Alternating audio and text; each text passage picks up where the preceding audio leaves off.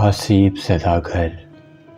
میں جو اسٹوری بتانے جا رہی ہوں اس کا ہر لفظ سچ ہے، جس پر جو گزرا ہو وہی جانتا ہے۔ یہ 1998 کی بات ہے، 13 اگست کی رات۔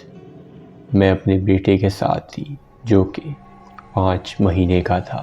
میرے ہسبینڈ نے مجھے کھانا لینے کو کہا اور خود واش روم میں چلے گئے۔ میں نے اپنے بیٹے علی کو بیڈ پر لٹایا اور خود کچن میں چلی گئی۔ علی کو بیڈ پر لٹا کر میں نے اس کے ہاتھ میں کھلونا دیا اور سائڈ پر پلو رکھ دیے کہ کہیں وہ گر نہ جائے۔ کچن میں ایک روٹی بنانے کے بعد علی کو دیکھنے روم میں گئی تو دیکھا علی بیڈ پر نہیں ہے۔ میں نے بیڈ کو خالی دیکھا تو اپنے ہسبینڈ کو بلانے چلی گئی کہ انہوں نے میرے ساتھ کوئی مذاق تو نہیں کیا۔ میرے ہسبینڈ واش روم میں ہی تھے اور وہ باہر آئے تو میں نے پوچھا علی کہاں ہے؟ بیڈ پر نہیں ہے۔ آپ نے مجھ سے کوئی مذاق تو نہیں کیا؟ انہوں نے کہا نہیں، میں تو تمہارے سامنے ہی واش روم سے باہر آیا ہوں۔ چلو روم میں دیکھتے ہیں۔ جب ہم نے پورے روم میں دیکھا تو علی بیڈ سے 3-4 فٹ صوفے کے پیچھے ہاتھ میں کھلونا لیے ہوئے ہی کھیل رہا تھا اور ہمیں دیکھ کر ہنسنے لگا۔ ہم دونوں یہ دیکھ کر ڈر گئے کیونکہ اتنا چھوٹا بچہ جو ٹھیک سے بیٹھ بھی نہیں سکتا یہاں کیسے پہنچا، اور اگر بیڈ سے گر بھی گیا تو رویا کیوں نہیں۔ میں نے ہسبینڈ سے خوف کے مارے کچھ بولنا چاہا تو انہوں نے اشارے سے کچھ بھی بولنے سے منع کر دیا۔ ہم دونوں بہت ڈر گئے۔ پھر میرے ہسبینڈ نے مجھے اس بات کا ذکر کرنے سے منع کر دیا۔ علی رات بھر سویا نہیں اور آنکھیں بند کیے ساری رات روتا رہا۔ جیسے ہی فجر کی اذان ہوئی اس نے رونا بند کر دیا اور سو گیا۔ دوسرے دن اسے فیور ہو گیا۔ میں سمجھی موسم کی وجہ سے ہی۔ پھر رات بھر وہ روتا رہا۔ میں نے اسے امی کے پاس بھجوا دیا کیونکہ وہ امی کا بہت عادی تھا۔ وہاں جاتے ہی وہ سکون سے سو گیا۔ پھر تیسری اور چوتھی رات بھی یہی ہوا۔ میری امی مجھے ڈانٹنے لگی، تم بچے کو مارتی ہوگی اس لیے روتا ہے۔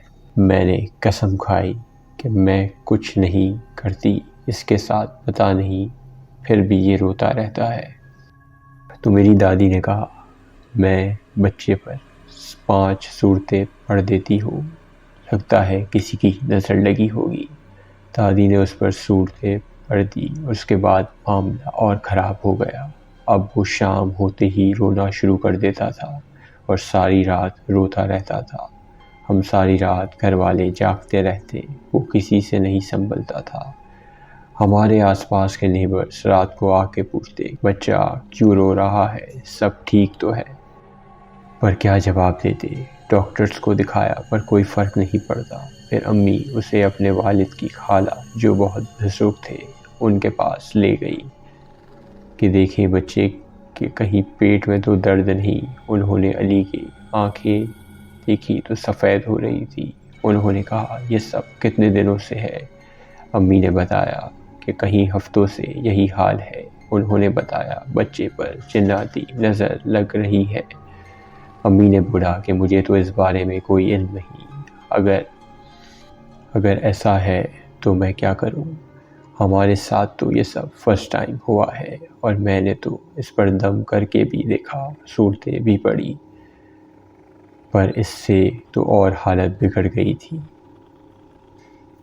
تو انہوں نے بتایا میں کسی عامل کو جانتی ہوں، تمہیں وہاں لے چلتی ہوں۔ گھر آ کے سب امی نے ہمیں بتایا تو میں نے امی کو سارا واقعہ بتا دیا کہ اس رات کیا ہوا تھا۔ امی بہت غصہ ہوئی کہ بتایا کیوں نہیں؟ میں اس وقت خود کم عمر تھی، مجھے بھی ان باتوں کا زیادہ کچھ پتہ نہیں تھا۔ ہسبینڈ نے بتانے سے منع کیا تھا اور میں نے کسی کو کچھ نہیں بتایا اور سمجھ نہیں سکی کہ ایسا کیوں ہو رہا ہے۔ خیر شام میں وہ بزرگ ہمیں کہیں دور کسی گاؤں میں لے کر گئے۔ وہاں عالم صاحب نے علی کو دیکھا اور کہا کہ بچے پر جناتی نظر لگ رہی ہے۔ انہوں نے 1 سے 2 منٹ کچھ پڑھا اور تعویذ دیا، اس کو پہنا دو اور 2 دن بعد آنے کو کہا۔ مجھے یقین نہیں آ رہا تھا کہ یہ بندہ 2 پڑھنے کے بعد بول رہا ہے۔ کہ بچے کو لے جاؤ، جبکہ ہم نے گھر میں کیا کیا نہیں پڑھ کے دم کیا تو انہوں نے کہا 2 دن بعد بچے کو میرے پاس لے آنا، تب تک اس کو گھر نہ جانے دو۔ امی نے ایسا ہی کیا، اور حیرت کی بات ہے اس رات علی سکون سے سویا، اور ہم بھی 2 دن بعد ہم پھر علی کو لے کر عالم صاحب کے پاس گئے تو انہوں نے 2 مرغی مانگی، ایک کے خون سے کوئی تعویذ لکھ کے دیا علی کو پہنانے کو، اور دوسرے کا کیا ہوا وہ آپ کو آگے بتاتی ہوں۔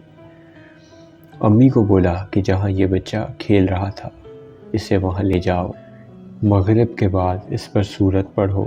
کون سی صورت ہے مجھے یاد نہیں۔ امی اور میں گھر آئے، دوسرا جو مرغا تھا اس کے لیے بتایا کہ علی کو گھر جا کے نہلاؤ، اس کا پانی نہاتے ہوئے اس مرغی پر پڑنا۔ چاہے امی نے ویسا ہی کیا۔ ابھی ہم نے علی کو نہلایا ہی تھا، پانی پڑنے سے وہ مرغا وہیں مر گیا۔ میرے ہسبینڈ اس مرغے کو اٹھا کر باہر پھینک کے آئے، اس کے بعد علی کو روم میں لے گئے۔